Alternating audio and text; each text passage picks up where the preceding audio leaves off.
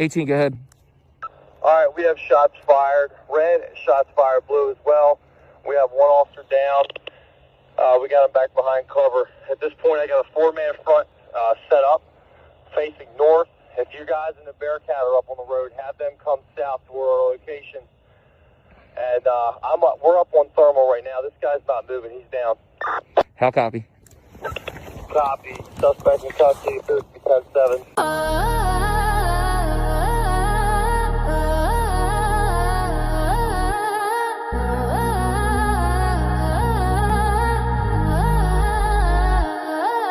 Yeah, static buzz, frequencies clear. Brand squads like the danger is near. Radio waves cut through the night. Tactical moves, we strike with might. Reach the door, flesh and clear. Echoes loud in your ear. Coordinates set, we move as one. Missions hot, the battle's won. Yeah, radio red. We on the air, signal strong. We're everywhere. The hype is live, friend don't stop. We strategize.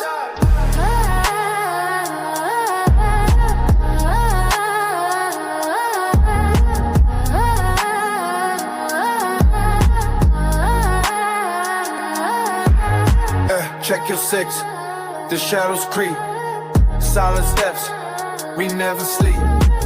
Call the shots, the team's in sync. Radio crack. We're on the brink, Breach the door, flashing clear, echoes loud in your ear, coordinates set, we move as one. Missions hop, the battle's won.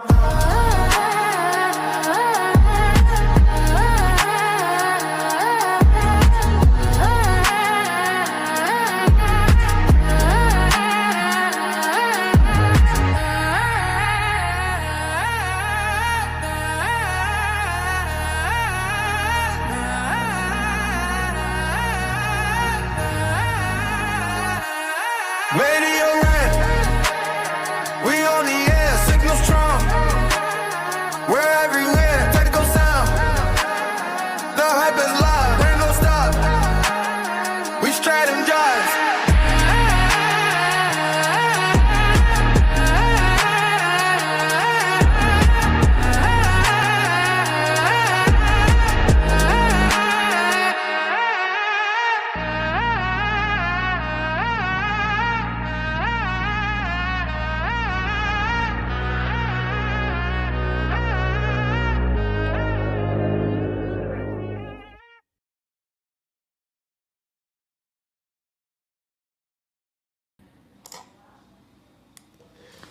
What's going on, everyone? So that was just a bunch more clips from trainings that we've done, like sharing that with you guys.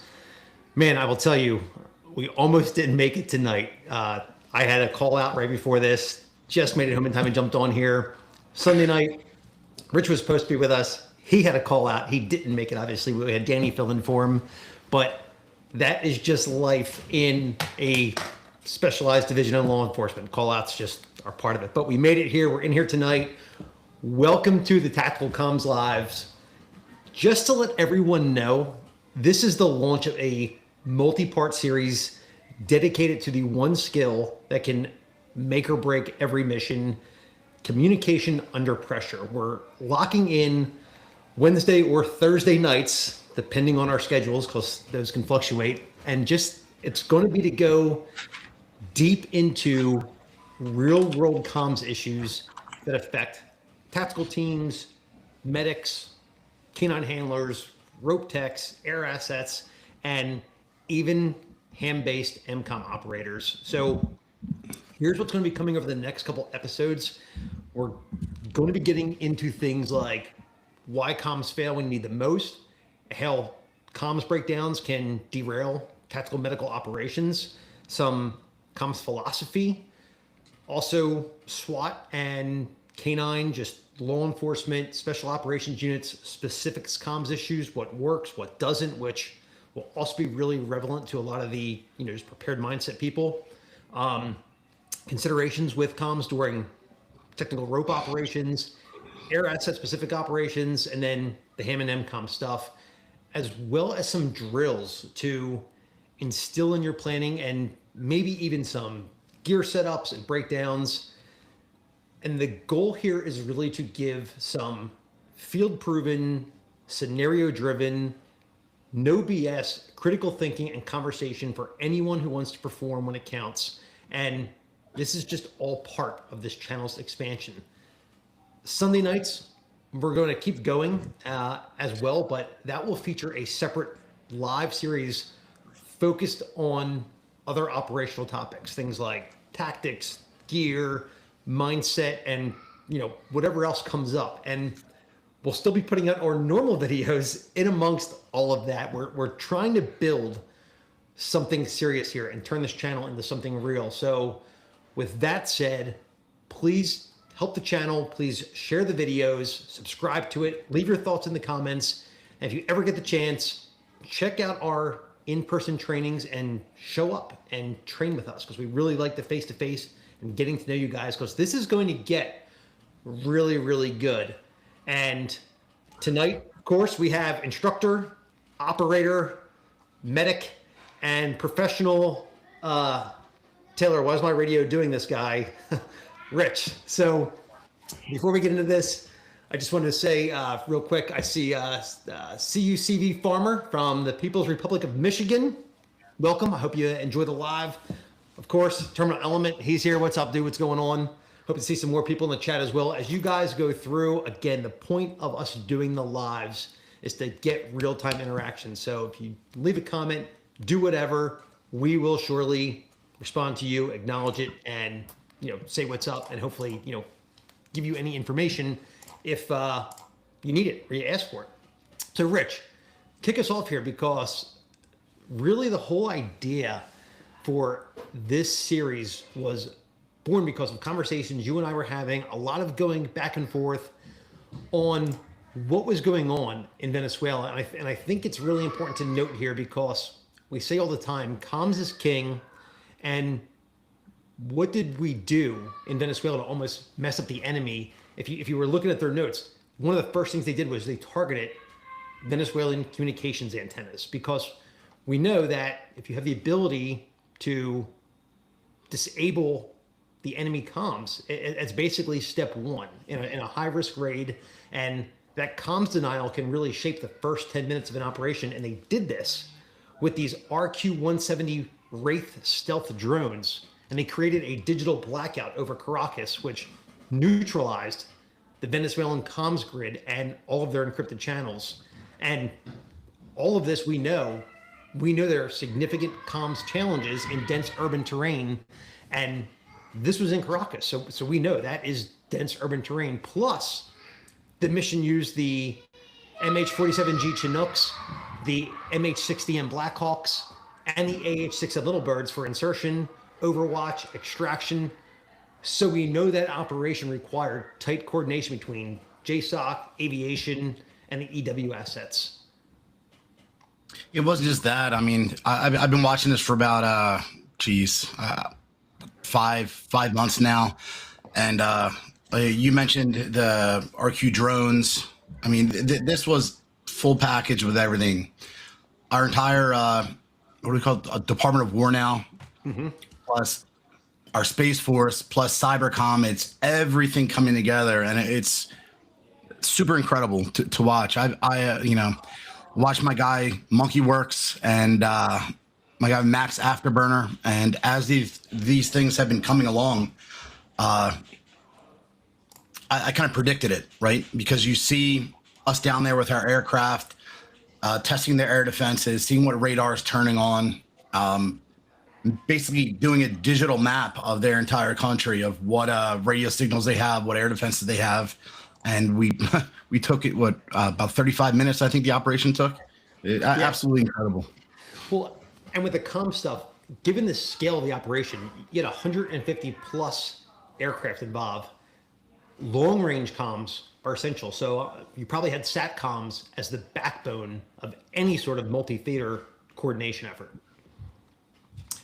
No, absolutely. I can't imagine. I mean, 150 aircraft launching from aircraft carriers and several different bases. The logistics involved with that is beyond me. That's incredible how it happened.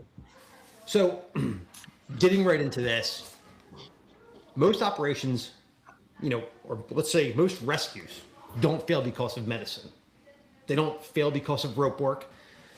They fail because someone just assumed that their radio would work. We all assume that our radio is going to work. And tonight we're going to be talking about the most fragile part of any tactical or medical operation, communications. The thing that everyone depends on, and it's also the thing that no one thinks about until it's gone. And if you've ever been on a scene where radios start dropping out, batteries die, channels are getting stepped on, or someone just forgets their radio discipline, you already know how fast a clean operation can just turn into chaos. So the goal for tonight is to break down why comms fail, why people fail comms, and why the human brain is often the biggest point of failure in the entire system. Now, Rich, let me ask you this. Why do you think it is that people just seem to assume that their radio is always going to work? Because on normal day-to-day operations, right, EMS call to EMS call, or walls in patrol, normal call to call, your radio works. You never really have to worry about it. The times you have to worry about it are when things step out of the norm and you're in some abnormal situation that I'm not going to say your radio wasn't designed for, but maybe your network wasn't planned for that. We didn't know about that specific dead spot. If we're talking about like a repeater network. Yeah, and I think a lot of the guys, your non-comm guys, and all the comm guys who are watching this will probably agree with this. People almost treat radios like they're like magic boxes. They just think that you turn the thing on and it works. And all it takes is for you to get into a basement, get behind a concrete wall, go under a metal staircase, and all of a sudden, you got dudes holding their radio sideways like it's a TV antenna from 1987 as they're sitting there, yelling, "Can you hear me? Can you hear me? Can you hear me?" And what they're missing is simple. The why is because physics. Physics is why. That's why it's not working. So, Rich, let's talk about why for as much as these things cost. Right now we're on the APX series everybody's using. I have a 7000 and 8000. I think we're on the NXT radios. For as much as these things cost, why radios do in fact fail. And I think the key here is that they fail for predictable reasons. Well, I was around. I've been a cop for a while. I was around for one of our changeovers with our radio systems from P25 phase 1 to P25 phase 2, and that required us to kind of redo everything. And in the beginning, it was a bit rough. Like, we had to go around. I was in patrol at the time, and we had to go around and report outages because there were outages everywhere. Because with that repeater network, as big as our city is, it just about covers everything, but we had to go map out the areas it didn't, right? We only learned it didn't work there when we were on job and it didn't work there. So we'd report that so they could like amp up the signal strength in that area or whatever they have to do. Sure. Well, I've been through, when I came out, we were actually issued Vertex standard radio, surprisingly enough. And then we went to the XTS 5000s, and that was on an 800 megahertz system. And now we're on to this 700 megahertz digitally encrypted system, which is statewide. But to the same thing, they were trying to find all the dead spots. And I think that the predictable reasons, though, that if you have 5 minutes of using a radio, you understand terrain, buildings, bad antennas, dead batteries, just being on the wrong channel. Encryption mismatches, because everybody's going to encryption now, and it only takes one character to be off for it to not link up. Human error and panic are some of the biggest predictable factors as to why these things are going to fail. And especially with these 700, 800 megahertz digital radios, they work perfectly or they don't at all. With VHF and UHF, old school stuff, you start fading out a little bit, getting a little bit fuzzy. There's none of that. It works or it doesn't work, and people don't quite understand that. You're either all in or you got nothing. No, and that's why as far as rant goes, when I've done videos in the past on those, I explain to people, we kind of all decided on sticking to a UHF platform because we can take it with us. We have the repeater infrastructure that we can set up and take down as we need. It's a really reliable system because it is so simple, even though we're using P25 over those networks, or we're using DMR and we have encryption on them, but it's still, the base of it is still a UHF system. But let's talk about the last one that I mentioned. I mentioned panic, because panic is a comms killer that people really don't think about. Well, I guess I'm not going to say communications in general, like talking, but actually manipulating your radio, right? It's a complex little machine. It's kind of difficult to do when you're in a high stress environment, right? So I'm not going to dig on my guys at all, but just something as simple as when you accidentally turn a scan feature on and your radio starts beeping at you, knowing how to turn it off, So Sure. if you think about something like switching frequencies or switching from duplex to a simplex frequency in order to communicate, that's going to be kind of difficult to do when that panic response, or not the panic response, I'm sorry, that stress response comes in. Well, the panic response, though, how many people, and chat, if you guys are in any sort of emergency services, how many of your guys have accidentally hit the emergency button and they freak out as soon as it happens and they have no idea how to turn it off? You can see the panic just go over their face because they just put a signal out across the entire agency that there's an emergency here, and there's not. It was just an accident, but they freak out as opposed to just being calm and resetting it. And I think right along with that, just think of an exterior stressor affects people. People, they start, mashing the push to talk button like they're trying to win a carnival game, or they're screaming into the mic, or they're talking and they're calling for help and they forget to let go of the mic, or they forget to breathe. And then you kind of get that classic, static noise. I need static noise, help, static noise. And you're like, well, cool. Where are you? Who are you? Why are you calling? And what's happening? No, absolutely. I'm smiling the whole time because I see it happen often, because listening to all the radios in the city, pretty much, you hear all the new guys on the radio, with their panicked little calls for service when they hear gunshots a mile away, As soon as you put someone, as soon as you start inducing the littlest bit of stress, you can make it happen, and it's predictable, and that's kind of why we're getting into that. But I think one of the other big things here is the fact that there's also an assumption, as you mentioned, these, digitally 700 megahertz, 800 megahertz radios, they also assume that they'll have coverage. No, that's not true. Yeah. And I think that leads to panic, because when they don't have coverage anymore, it really causes them to freak out. So with our radios, it's, living outside the city and I have my radio on me, it's kind of incredible. I barely leave the city limits and my radio is already bonking. It's already no signal. Our coverage area, our repeaters barely cover our service area, and sometimes our operations do leave the city, where you mentioned earlier, you're in a basement, you're behind the wall, you don't have the signal. Then what are you going to do? And there's another thing. If you saw the Terminal Elements comment there, he was like, we have multi-$1,000 radios and an admin who won't buy replacement batteries or antennas when they get old. Batteries. Oh my God. Yeah. Right. And listen, and there's no question about it. The Motorola Smart or Impress batteries are insanely expensive, but you're right. For the cost of the radio, the battery's negligible. Put fresh batteries on the thing. Now, I can't say that for my agency, every single one of us is assigned a personal radio, and then in special operations, we're all assigned a secondary battery for it. So we're pretty well taken care of, but that is a huge issue, especially smaller agencies across the country. Yeah, they get a grant, they spend that initial money to buy the system, but they can't even afford to maintain it and keep it functioning how it should. And that's kind of how the whole system now nationwide came about, through federal funding. But that doesn't go down to little things like batteries, chargers, additional batteries, geez, we have these giant batteries that when we first got them lasted, it would run your radio for about 20 hours, I think.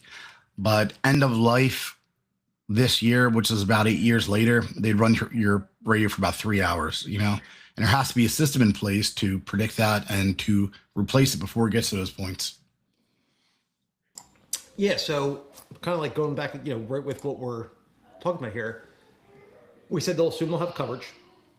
I think another thing is, and this is what drives me crazy, and I see this with a lot of fire department systems, is that, especially on the EMS units, the higher ups assume that the crew will stay together.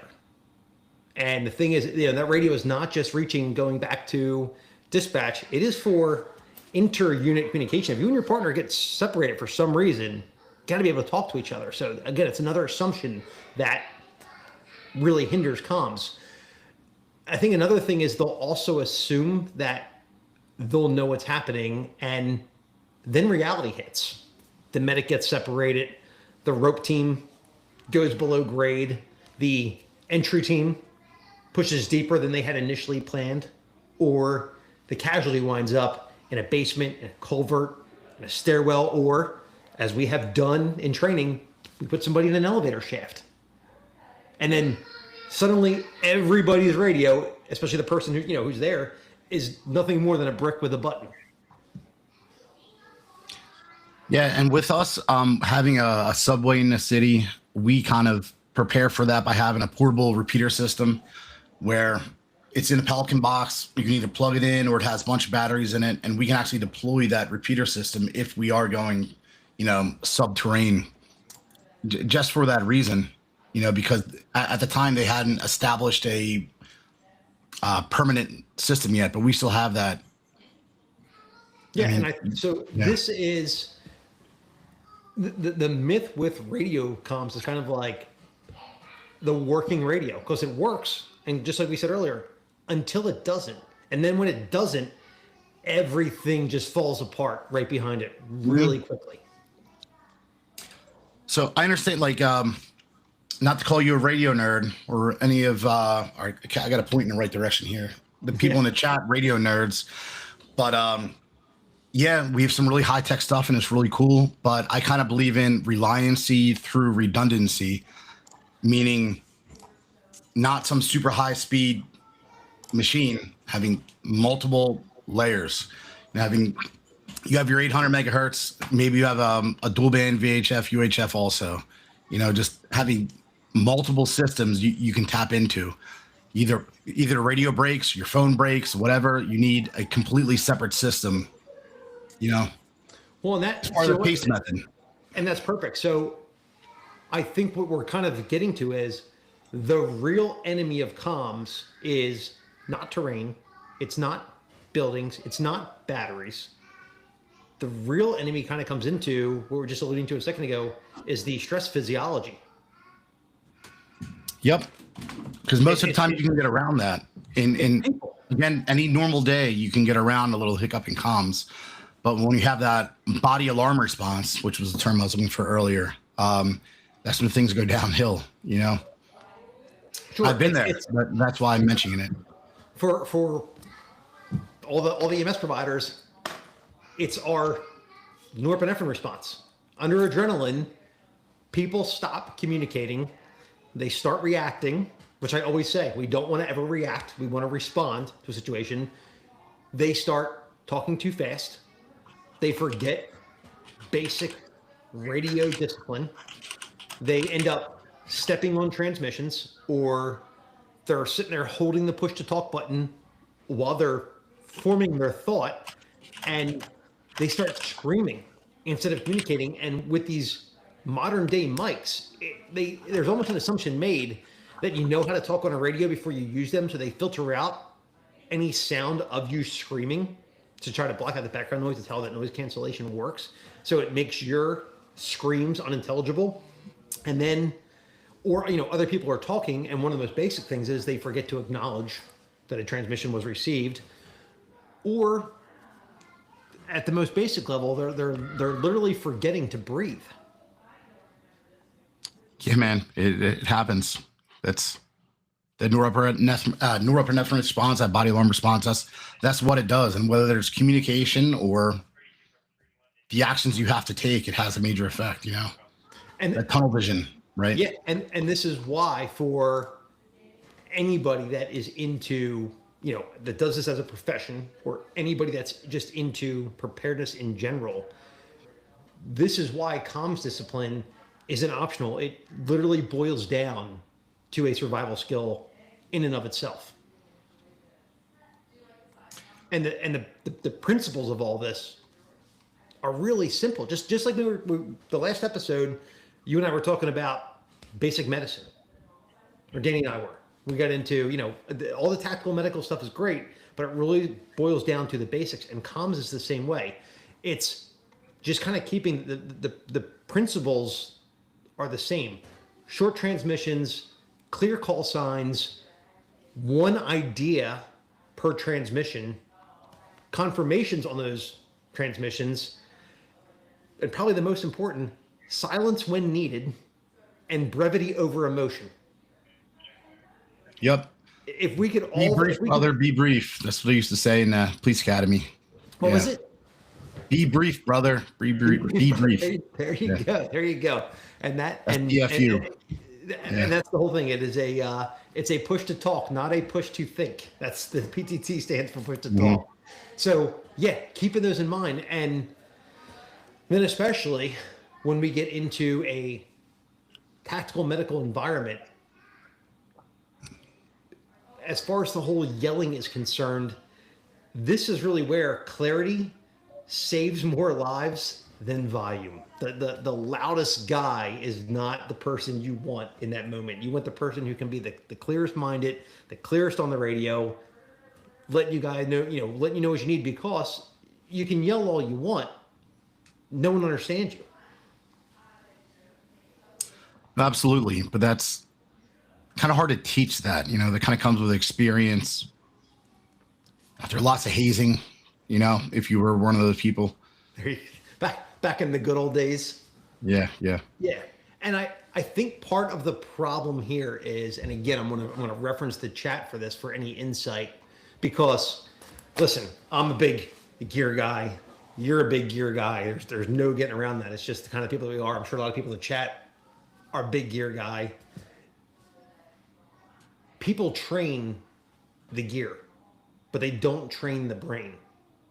And as simple as we like to keep comms can become such a complex issue that it is a mental exercise. And if you can't start working through it and keeping yourself calm enough to think under the stress, again, that is the start of their failure points.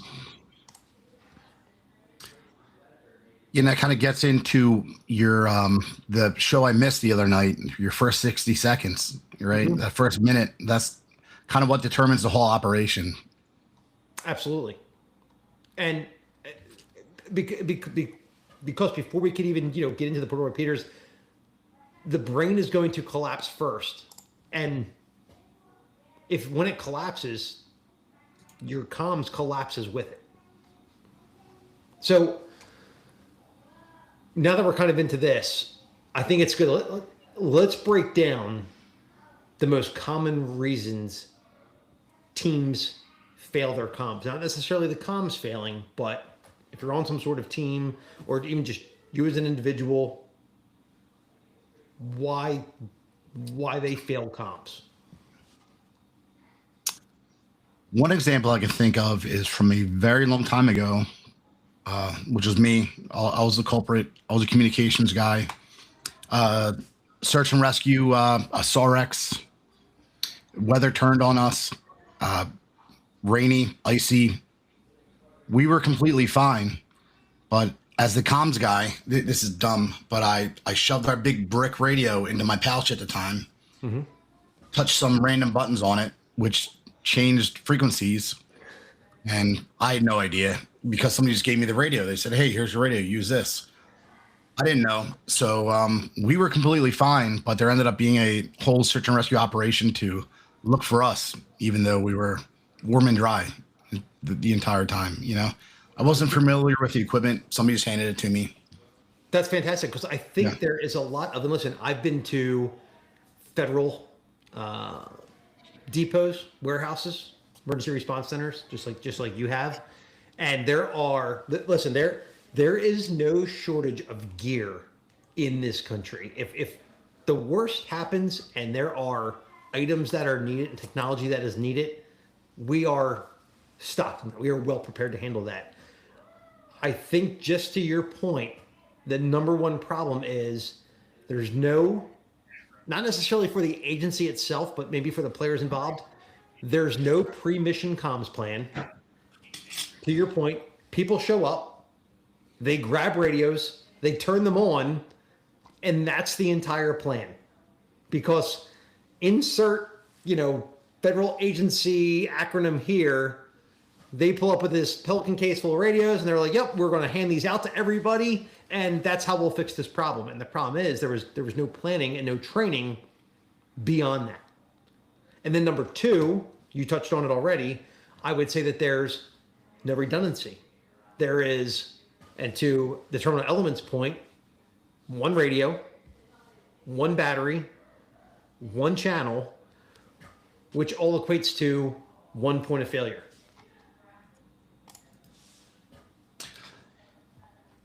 No, definitely reliancy through redundancy. So, as even though we may not be too high tech, the federal agencies, I'm not going to name them, but when we're working with certain federal agencies, we just keep it simple. We give them one of our extra radios. They give us one of their extra radios. Now we're redundant, right? We have double redundancy with the radios, and then you add cell phones in there. We have triple redundancy. Even though there might be other ways to do it through programming the radios or whatever. No, here, take one of ours. I'll take one of yours. We know they work. We'll do it. Well, and the terminal element brings up a good point. He says, there's so many providers that seem to have a mental block when it comes to their comms gear. They'll nerd out on airway, resuscitation studies, etc., but they can't bring themselves to learn how the radio works. And who nerds out on EMS stuff? Corny. It's all corny. Sorry. And the thing is, though, I can absolutely relate to that because I see it all the time. And I think here is the thing: when you have somebody that has taken the role of, hey, I'm going to be the comms guy, I'm going to be the communications guy, or like be into it, and you're learning about it, kind of just like we were, dude. Like, you weren't that big into radios, really, but I kind of was like, hey, man, like, here's this. This is really cool. What's that? I was, though. Listen, never mind. We'll address it later. Okay. Okay. But it was more the fact of like, dude, here's this program. Here's how we can text on the radio. Here's how we do encryption on the radio. Here's this antenna. And to your point, I think even with Nick and with Danny, we kind of brought those guys into it to show them kind of how cool this really is. Like, a lot of guys, you hand them the radio. Here's the channel for dispatch. Here's the channel for the TAC channel. Here you go. They're like, okay, cool. If they're not shown, for lack of better terms, how cool the radio really is or what it can do or how important of a tool it is, well, then their ignorance is really nobody else's fault except yours, because you didn't put it on yourself to sell it to them. I can't remember anywhere in EMD school, medic school, fire school, whatever other school that I was ever told how a repeater system works. And that's what we use every single day, And yeah. I think that's that's a critical thing compared to a simplex where you think you're talking directly to another radio. Why is this working when in reality it has to go to another point and then back to you? That's not a part of any program. It happens all the time. And like, listen, with one of the units that I'm assigned to, we have our normal 7,800 megahertz primary channels, but then there's a lot of times we're switching over to VHF because we're out on the water doing operations. And I had to sell to my guys, like, hey, listen, guys, like this is why we can't put the short antennas on our radios, because we have this responsibility. We need this capability in the radios. These antennas can't do it. These antennas are tuned for this. And once you explain that to them, they're like, oh, dude, that's really cool. That makes so much sense to me. And it's on us to do that for guys. No, absolutely. And were you going to get into interagency operability or anything like that later in this? Not that's I didn't something want you to and I have jump to on. talk about. Yeah, that's jumping way ahead on episode maybe 20 because there's Well, a no, lot going back I didn't here. want to get into the complicated stuff with it. Yeah, Just to call and TAC channels that already exist that people don't know about. sure. That exist in VHF, UHF, 700 and 800 megahertz. There's a way for all of us to talk that exists out Well, there. and you and I have done that. Like we've actually gone through and have found the nationwide interoperability channels. So anybody that's in the chat, anybody watching this, if you're in any sort of public safety role in your radios, there are two separate banks of channels that all of us could get on and activate and talk to each other across the entire country. And it's amazing how many people don't know that. And then the at terminal element just commented, I can't even get people to carry their radios sometimes. They leave them back in the truck. Mm-hmm. And that's Doesn't super help much frustrating. when some crazy person with a gun is chasing you down the street, even And your crew fire EMS, whatever. Yeah. and whatever else. And we bring up, I do the debrief on Webster, New York. And imagine if that guy didn't have a radio with him.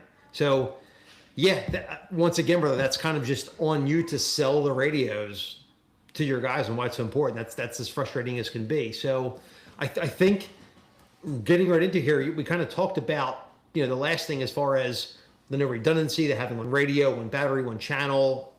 That's the one point of failure. But beyond that, there is no discipline, and not just no discipline talking on the radio, but no discipline in, well, the radio's big, it's heavy, oh, I forgot my radio strap, whatever. You need to have the discipline to carry the thing all the time. Why? Because that's your job. It's part of the uniform. It's part of what you need to be able to work properly. So that's another big failure point. The other thing too is people talking too much or not enough. To any of the ham guys that are watching this, how many times have you heard that there are too many ham operators that just listen to the repeaters? They're not on there actively talking on them. It goes both ways. Now, in the public safety aspect of this, and it's one of the things I am not a fan of rag chewing on a repeater that drives me absolutely insane. But I think that's something that should be rehearsed in practice is coordinated, concentrated, purposeful talk on repeaters amongst ham operators. So there's not enough of that talk on the repeaters. And then the other thing too is just talking at the wrong time or being on the wrong channel. And It happens to us too. I mean, not as ham operators, but with our emergency channels, we have 21 different patrol districts. I think we have, probably 15 different radio bands, and just switching over to a different band, and then immediately clicking your mic, not monitoring if something's going on already. Well, and listen, and this is why, as annoying as they are, when there's a 10-3 on the channel or a priority on the channel, whatever you want to call it, there's the priority tone that's put out. That's there because people don't have good radio discipline to not just switch to a channel and key right up and kind of hear what's going on first before they possibly interrupt something. And with the terminal element, again, to your point, one of the things may be, especially with your agency, and again, this is the whole point of these lives, is the real-time going back and forth. You're saying you can't get your guys to carry radios. Maybe that's because there's no accountability, and maybe that's because they're volunteers. And I was a volunteer at 16, and then I stopped being a volunteer at 21 when I became or 19, when I became a full-time paid firefighter, when I went through that phase, and then I went to FDNY. But that is a huge problem in the volunteer system as a whole, is a lack of accountability. What can you do to a volunteer for not carrying a radio? Most likely nothing at all. At worst, you're going to suspend him. So what? He can't volunteer his time at your firehouse So he's going to go to one of the 5 other firehouses that he's a volunteer at and go volunteer there. There's no teeth in any of the discipline. The answer is brutal hazing. Brutal hazing. We can't do that anymore. No, it's not in 2026. But, and right along with that, so not only is there but right along with the no accountability, no one checks their gear anymore. Dude, I it's amazing to me, and you can attest to this, if Nick can attest to this, and you're the same way.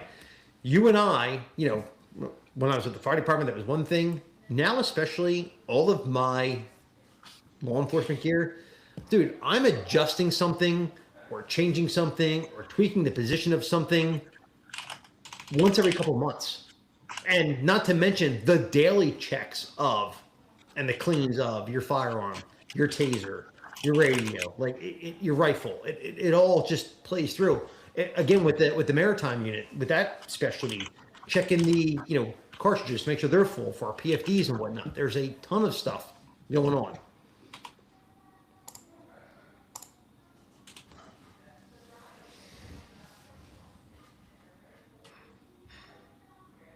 That's hysterical at terminal element.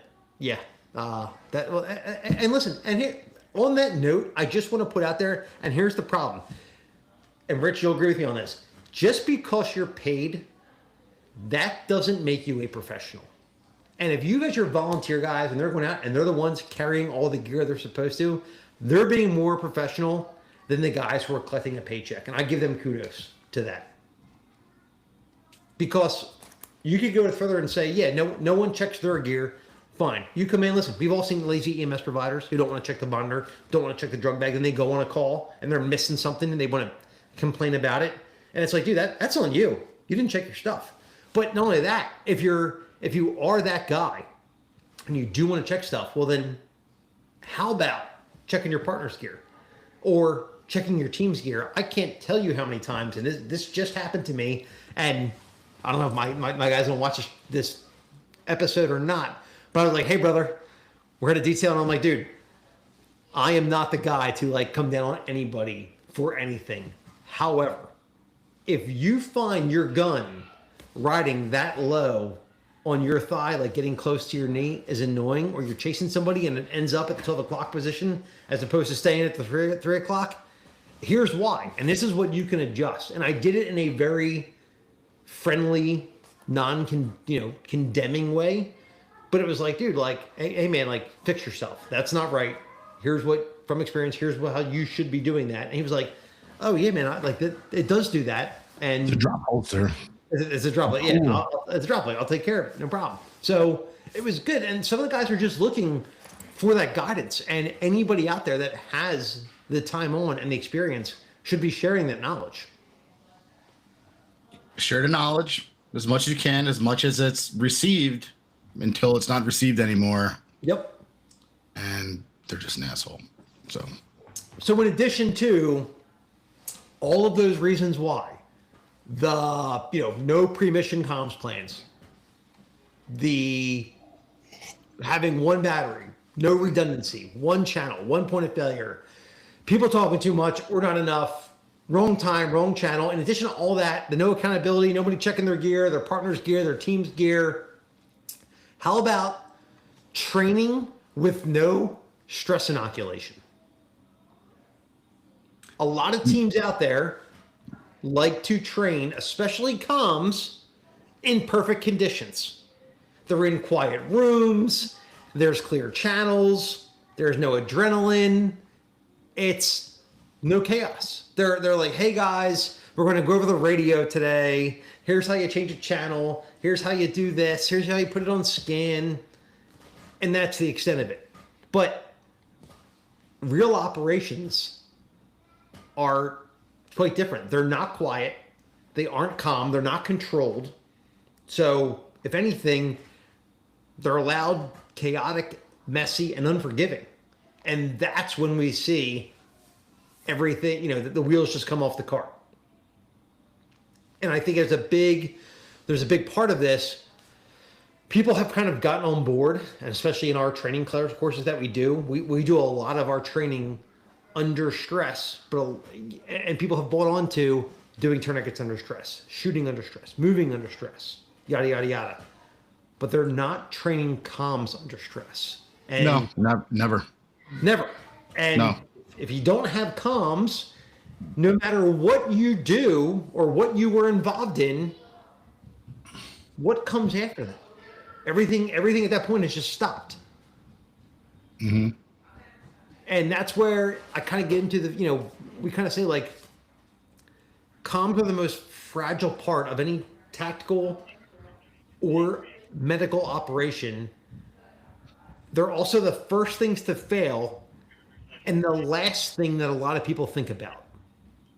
Always has been, and always will be. Well, up until now, at least. We're trying to fix it to be not that always will be, right?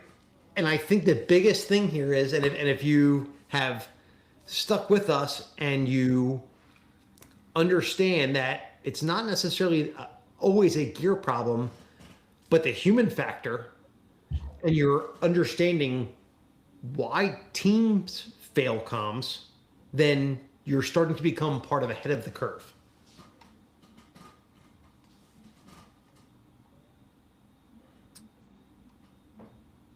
And what's next? We got the training stuff down. How should teams be equipped, or how should units be equipped? What are your thoughts on that, as far as redundancy is concerned? Well, and the biggest thing is, and here's the thing. So, this is where we get into, I think, not so much the teams or the public safety spectrum. We've kind of addressed that with being motivated, learning your stuff. That's on you to kind of master, especially, but in the prepared citizen space. If you're out there and you're using a Baofeng UV5R, you're setting yourself for failure because the gear itself is not designed to withstand any sort of harsh environment. I feel like we have a lot of future episodes with this. We haven't touched on satellite at all or anything like that. And that's the point. You're really setting yourself up for failure if you're starting out down that road. And that's why a lot of the videos I do, if I do a review on a radio, guys are like, oh, well, what's your daily driver? And I'm like, no matter what, for lack of a better terms, Chinese radio, I will review or mess with and try to learn how to use. My daily driver is always going to be a Motorola something or other because it's going to withstand the environment that we're operating in. Yes, they've been tested through hell and back. Yep. We know that. Yeah, exactly. So I think that as far as the comms episodes go, we talked about you and I were talking about what tactical medicine is. Danny and I talked about the first 60 seconds. Since we're getting into the comm space of this, I think next week's Wednesday or Thursday's video, whatever we decide, keeping it comms related, we should get into the medic's nightmare scenario and talk about redundancy and talk about austere environments and talk about what happens when you find yourself in that environment, in that position with that responsibility, and you find yourself suddenly alone. Since we just kind of talked about, it is a common thing for guys to not carry a radio, for agencies to only give one radio on an ambulance, so that everybody doesn't have their own, no matter what capacity they're in. No, it's ridiculous. Yeah. Yeah. So it's a good place. Again, we're keeping this right around that 45-minute to 1 hour mark. We're there. This is a good place to stop. Guys know what to expect for next week. That's what we're going to be getting into. To everyone that watched, guys, thank you for hanging out with us. I appreciate all the comments you guys left. We like the feedback. We're going to keep this going. On Sunday night, Rich and I are still going back and forth with what we're talking about. It's going to be something most likely related to either night vision or situational awareness, something along that line. I'm not sure where we're going to go with it yet. The terminal element just left a comment. That's not a nightmare. That's just fun. Well, you're one of those sick medics that enjoys all that. But we're going to get into that and how that's related to comms. But Sunday night, again, a totally separate operational component than comms. That's the format we're sticking with. So, guys, if nothing else, Thank you for hanging out. Please like and subscribe. See you on the next one. And with that, be safe.